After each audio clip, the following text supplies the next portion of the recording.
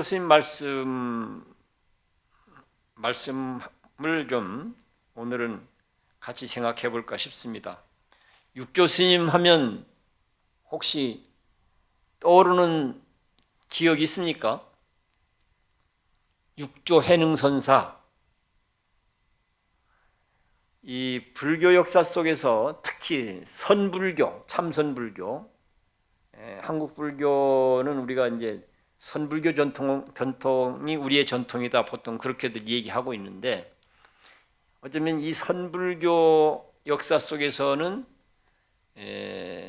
대표적인 인물 중에 한 인물이세요.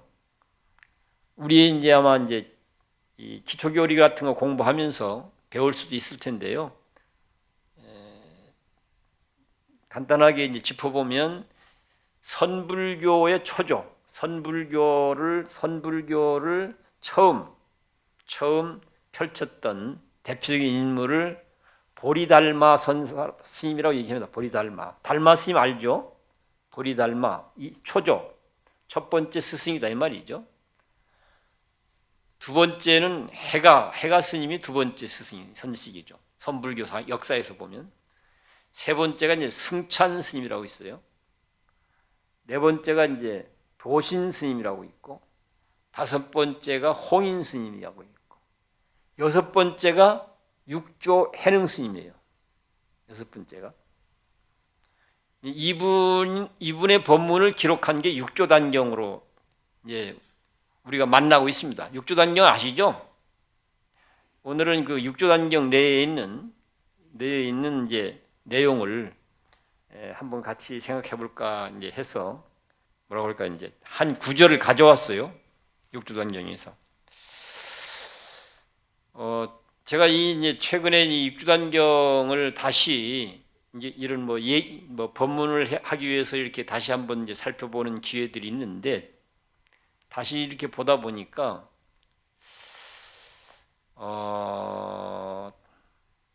부처님이 생각한 불교하고 또 이 육조 스님이 얘기하는 불교하고, 제가 뭔가 이게 불교에 대한 뭔가 바람직한 답을 찾아보고자 해서 이런 궁리 저런 궁리 하는데,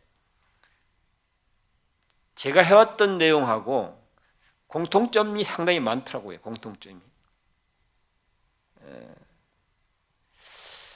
공통점이 상당히 많아서 저는 뭐 어떻게 보면 내가 하는 게 함부로 하거나 잘못하거나 그런 게 아니구나 하는 것에 대한 안도하는 마음을 갖는 기회도 되고 이제 그랬습니다. 저에게 가장 강력하게 영향을 끼쳤던 인물은 성철 스님이세요. 제가 이제 20살 때 해인사에 살았었는데, 그때 성철 스님이 해인사 방장을 하고 계셨고, 매일같이 점심 먹으면 1시간씩 법문을 하셨어요. 매일같이 100일 동안. 그것을 이제 정리해서 책으로 만들어낸 게 100일 법문이라는 책입니다. 이것도 책으로 많이 보급되고 있습니다. 100일 법문이라는 이름으로 성철 스님이 100일 동안 하는 법문 내용을, 뭐 이런저런 얘기가 뭐 굉장히 많은 양인데요. 내용으로는 대단히 많은 양인데, 저에게 강력하게 영향을 준 것은 그분이 강조하는 수행 얘기입니다. 수행 얘기. 인생의 답을 찾고, 사람은 다 뭔가 이게 물음이 있잖아요. 물음이. 인생의 답을 찾고 또 희망의 길을 만들어 가려면 참선해서 깨달아야 돼. 주로 그걸 강력히 강조하셨어요. 참선해서 깨달아야 돼. 그러면 참선해서 깨달으려면 그 다음은 어떻게 해야 되는데, 주로 이제 뭐 용맹정진, 뭐 장좌불화, 그래서 아주 용맹스럽게 참선 수행을 해야 돼. 그러면 확철도를 하게 되고, 확철대오를 하면 거기에 인생의 답도 풀리고 희망도 만들어져. 이런 의미입니다.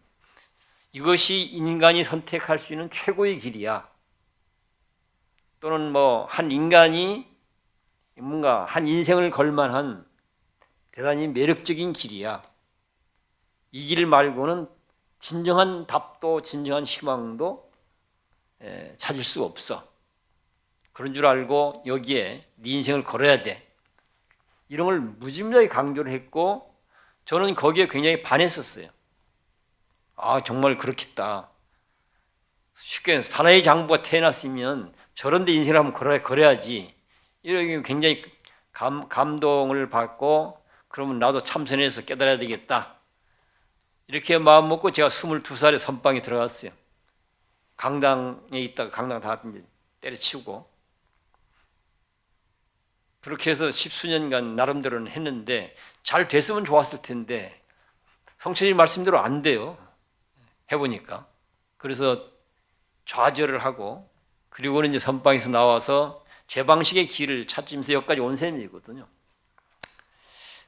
근데 이제 최근에 그렇게 육조단경을 보다 보니까 성철 스님이 육조단경에 대한 이제 강서를 한 책이 있어요. 거기에 있는 구절 하나를 갖고 왔습니다. 한문으로 되어 있는데 한문으로 약진 수도이는 불견 세간우 하나니 약견 세간비하면 자비 각시좌로다. 각시좌로다. 이거 뭔 말인지 모르겠죠? 왜 모르겠습니까? 한문으로 돼서 모르는 거예요. 한문으로 돼서. 그렇잖아요. 아무리 좋은 것이라도 이해가 안 되면 어쩌겠어요? 이해가 안 되면 쓸모없는 거잖아요. 나한테는. 그렇죠? 이해가 돼야 되지. 그래서 이해가 되도록 하기 위해서 성철 스님이 번역을 했어요. 번역한 거 한번 읽어볼게요. 만약 참으로 도를 닦는 사람이라면 세간의 어리석음을 보지 않나니 만약 세간의 잘못을 보면 자기의 잘못이라 도리어 허물이로다. 이게 성철 스님이 우리말로 풀어낸 내용입니다. 조금은 뭔가 짐작이 되신가요? 우리말로 푸니까 한문으로 할 때는 한 구절도 알아들을 수가 없었을 건데 한문으로 하니까 그래도 알아듣는 게 있는 거죠. 그런데 저는 그걸 갖고 제 방식으로 더 풀었어요. 이제 진실로 참된 수행자는 타인의 허물을 보지 않네. 만일 타인의 허물을 본다면 그 자체가 바로 자기 허물이네. 어떠세요, 이거는? 우리가 살고 있는 현실에서 벌어지는 문제하고 연결시켜 보면 이렇게 요약이 돼요. 저는 이걸 굉장히 많이 강조하는 편인데요. 우리 모두는 나는 옳고 너는 틀렸다라는 관점에서 삶을 바라보고 살아가고 있다. 어쩌세요? 아내는 남편을 바라볼 때 그렇게 바라보고 남편은 아내를 바라볼 때 그렇게 바라보고 부모는 자식을 바라볼 때 그렇게 바라보고 자식은 부모를 바라볼 때 그렇게 바라보고 나는 너를 바라볼 때 너는 나를 바라볼 때 우리는 늘 뭔가를 관계를 하고 살잖아요. 그렇죠? 관계를 하고 사는데 어떤 관점에서 관계하고 있을까 하고 보면 대부분은 나는 옳고 너는 틀렸어라고 하는 이 사고방식의 관점에서 사실은 관계들 하고 있어요. 그렇게 해서 관계가 이루어졌을 때 어떤 결과가 나타나겠습니까? 싸움으로 나타날 수밖에 없어요. 이게 우리 일상 경험들이 다 지금 그 현상입니다. 싸우면 어떻게 돼요? 편안한가요? 행복한가요? 싸우는 한은 편안할 수가 없어요. 행복할 수가 없어요. 또는 더불어 함께 더 나은 길을 만들어가는 것도 불가능해져요. 우리 사회로 좀 확대해 본다면 오늘 한국 사회의 현상은 어떻습니까? 극단적인 분열과 대립과 다툼이죠. 그렇지 않습니까? 뭐 정치판에서는 여야가 그러고 그렇죠.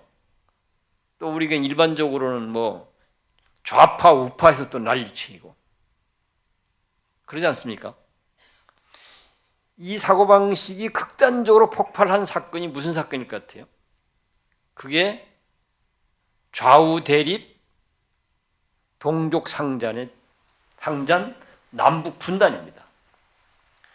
그 정점에 누가 있죠? 김일성과 이승만이 있죠. 그렇죠? 김일성이라는 사람이 나는 옳고 너는 틀렸다라고 하는 이 사고방식으로 여하튼 이 한반도 문제를 다뤘던 것이고, 이승만도 나는 옳고 너는 틀렸다는 사고방식과 관점으로 한반도 문제를 다루었고, 그 결과는 동족 상잔과 남북 분단의 결과죠. 그러니까 나는 옳고 너는 그러다는 사고방식이 얼마나 대단한 큰 문제인가를 우리가 알아야 돼요. 그냥 얘기로만 들을 땐 별거 아닌 것처럼 보이죠. 우리가 웃고 살 것인가 아니면 맨날 찡그리고 싸우고 살 것인가 하는 문제도 이 문제인 거예요. 이 문제로 대할 것인가.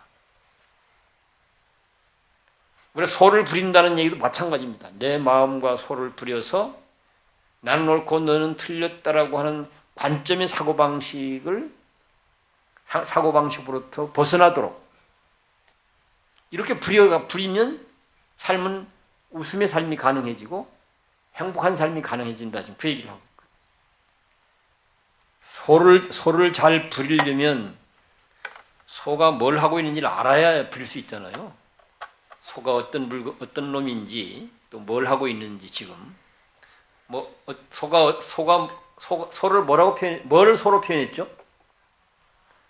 본인의 몸과 마음. 그렇죠? 예. 근데 이 본인의 몸과 마음에 대한 설명들이 무지하게 많은데요. 나는 그렇게 복잡한 쪽으로 가면 이게 지식은 많아지는데 삶이 되는 쪽으로는 별로 도움이 되질 않아서 좀 단순화시켜보려고 노력하는 거예요. 몸과 마음이라고 하는 것은 본래부터 이런 고정적인 형태로 만들어져 있질 않아요. 계속 만들어져요. 몸과 마음이라고 하는 게. 계속. 어떻게 만들어지는가? 본인이 생각하는 대로, 말하는 대로, 행동하는 대로 만들어져요. 몸과 마음이.